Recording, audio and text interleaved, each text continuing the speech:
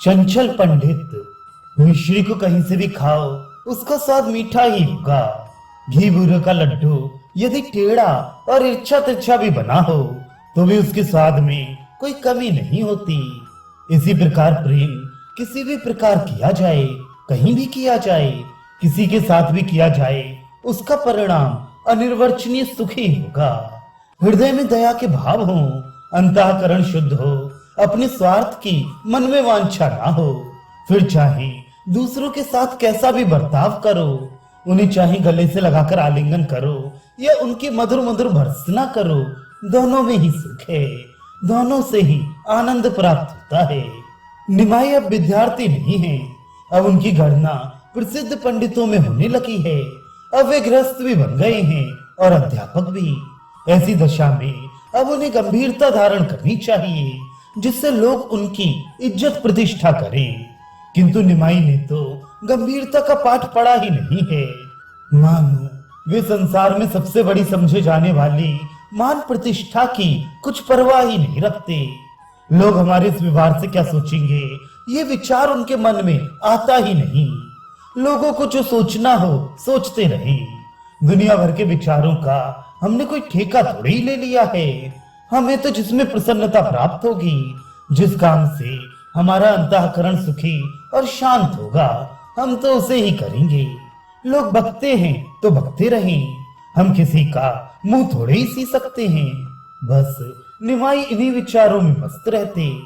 पाठशाला में विद्यार्थियों को पढ़ा रहे हैं, पढ़ाते पढ़ाते बीच बीच में ऐसी हंसी की बात कह देते हैं कि सभी खिलखिलाकर हंस उठते हैं। किसी लड़के को पाठ याद नहीं होता तो उसे आंख निकाल कर डांटते नहीं, प्रेम के साथ कहते हैं, भाई तोते की तरह धुन लगाया करो। जैसे अंधयतने लुट, इसे बार बार कहो। इतना समझाकर आप स्वयं सिर हिला हिलाकर अंधयतने लुट इस सूत्र को बार बार पढ़ते। लड़के हंसते हंसते लोटपोट हो जाते। तब आप दूसरे विद्यार्थी को समझाने लगते। पाठ समाप्त हुआ और साथ ही विद्यार्थी और पंडित का भाव भी समाप्त हो गया। अब सभी विद्यार्थियों को साथी समझकर उन्हें लेकर गंगा किनारे पहुंच गए। कभी किसी के साथ शास्त्रार्थ हो रहा है, कभी गंगा जी की बालिका में कबड्डी खेली जा रही है, कभी जल विहार का ही आनंद छिड़ा हुआ है। निमाई पंडित स्वयं अपने हाथों से विद्यार्थियों के ऊपर पानी उलीचते हैं। विद्यार्थी भी सब भूल भाल कर उनके ऊपर पानी उलीच रहे हैं। कभी कभी 10-5 मिलकर एक साथ ही निमाई के ऊपर जल उलीचने लगते हैं।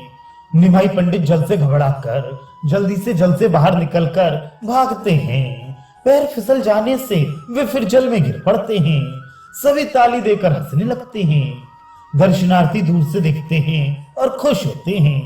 बहुत से ईर्ष्यावश आवाजें कसने लगते हैं। वह पंडित पंडितों के नाम को भी कलंकित करते हो। विद्यार्थियों के साथ ऐसी खिलवाड़। कोई कहता छोटी उम्र में अध्यापक बन जाने का यही कुपरिणाम होता है, किंतु उनकी इन बातों पर कौन ध्यान देता है। निमाई अपने खेल में मस्त हैं। कौन क्या बक रहा है इसका उन्हें पता भी नहीं। कभी कभी दूर से ही पुचकारते हुए कह देते, अच्छा बेटा भूखते रहो, कभी ना कभी टुकड़ा मिल ही जाएगा। स्नान करके रास्ते में जा रहे हैं, किसी ने किसी के ऊपर ढकेल दिया है, वह मोरी में गिर पड़ा है। सभी ताली देखकर हंस रहे हैं। किसी पंडित को देखते ही बड़ी कठिन संस्कृत बोलने लगते हैं। एक साथी उससे 10-20 प्रश्न कर डाले। बेचारा बगल में आसन दबाए चुपचाप भीगी बिल्ली की भांति बिना कुछ कहे ही गंगा की ओर चला जाता है। इनसे बातें करने की हिम्मत ही नहीं होती। बाजार में भी चौकड़ी मारकर भागते हैं। कूद कूद कर चलना तो इनका स्वभाव ही था। रास्ते में बच्चों की तरह कुदक कर चलते। किसी वैष्णव को देखते ही उसे घेर लेते और उससे जोर से प्रश्न करते कि तावत वैष्णवत्वम, अर्थात वैष्णवता किसे कहते हैं। कभी पूछते ऊर्ध्व पुंड लगाने से क्या होता है। बेचारे वैष्णव हैरान हो जाते और इनसे जैसे तैसे अपना पीछा छुड़ाकर भागते। वे कहते जाते घोर कलयुग आ गया है। पंडित भी वैष्णवों की निंदा करने लगे। कोई कहता अजी, इस निमाई को पंडित कहता ही कौन है? ये तो रसिक शिरोमणि है, उद्दंडता की सजीव मूर्ति है। इसका भी कोई धर्म कर्म है? कोई कहता इतना छिछोरेपन ठीक नहीं। उन्हीं दिनों श्री अद्वैताचार्य की पाठशाला में चटगांव निवासी मुकुंद दत्त नाम का एक विद्यार्थी पढ़ता था। वह परम वैष्णव था। उसके चेहरे से सौम्यता टपकती थी। उसका कंठ बड़ा ही मनोहर था। वह अद्वैताचार्य की सभा में पद संकीर्तन किया करता था और अपने सुमधुर गान से भक्तों के चित्त को आनंदित किया करता था। निमाई उससे मन ही मन बहुत स्नेह करते थे, किंतु ऊपर से सदा उससे छेड़खानी ही करते रहते। जब भी वह मिल जाता उसे पकड़कर न्याय की फक्की का पूछने लगते। वह हाथ जोड़कर कहता, बाबा मुझे माफ करो, मैं तुम्हारा न्याय फ्याय कुछ नहीं जानता। मैं तो वैष्णव शास्त्रों का अध्ययन करता हूँ।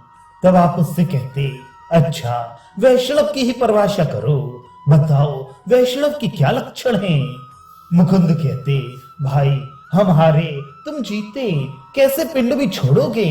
तुमसे मगज पच्ची कौन करे? तुम पर तो सदा शास्त्रार्थ का ही भूत सवार रहता है। हमें इतना समय कहा। इस प्रकार कहकर वे जैसे तैसे इनसे अपना पीछा छुड़ाकर भागते। एक दिन ये गंगा स्नान करके आ रहे थे। उधर से मुकुंद दत्त भी गंगा स्नान करने के निमित्त आ रहे थे। इन्हें दूर से ही आता देख मुकुंद दत्त जल्दी से दूसरे रास्ते होकर गंगा की ओर जाने लगे। निमाई ने अपने विद्यार्थियों से कहा, देखी तुमने इस वैष्णव विद्यार्थी की चालाकी, कैसा बच के भागा जा रहा है, मानो मैं उसे देख ही नहीं रहा हूँ। एक विद्यार्थी ने कहा, किसी जरूरी काम से उधर जा रहे होंगे। आप जोर से कहने लगे, जरूरी काम कुछ नहीं है। सोचते हैं वैष्णव होकर हम इन अवैष्णव लोगों से व्यर्थ की बातें क्यों करें, इसलिए एक तरफ होकर निकले जा रहे हैं।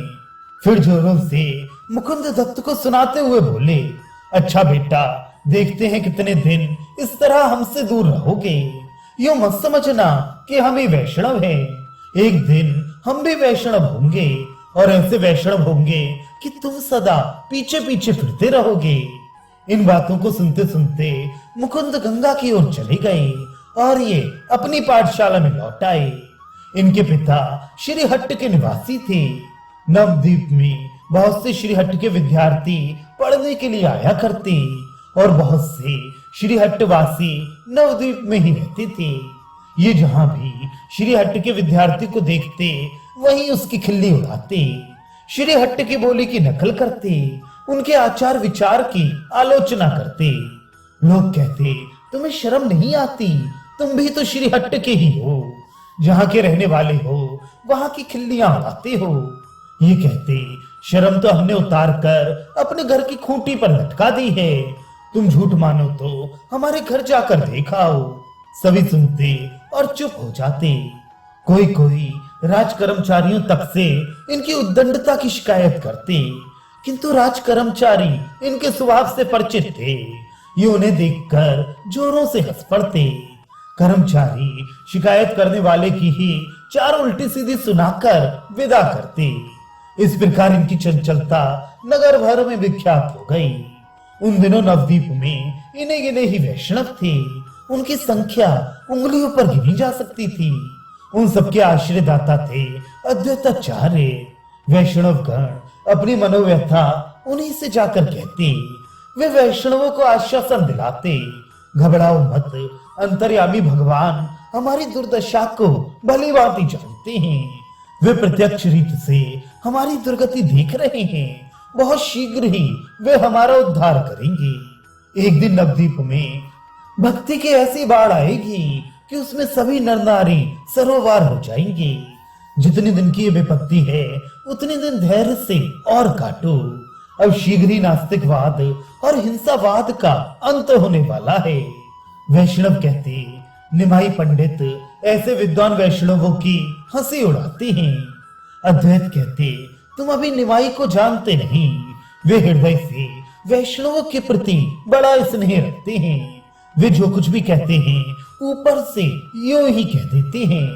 आगे चलकर तुम उन्हें यथार्थ रीत से समझ सकोगे।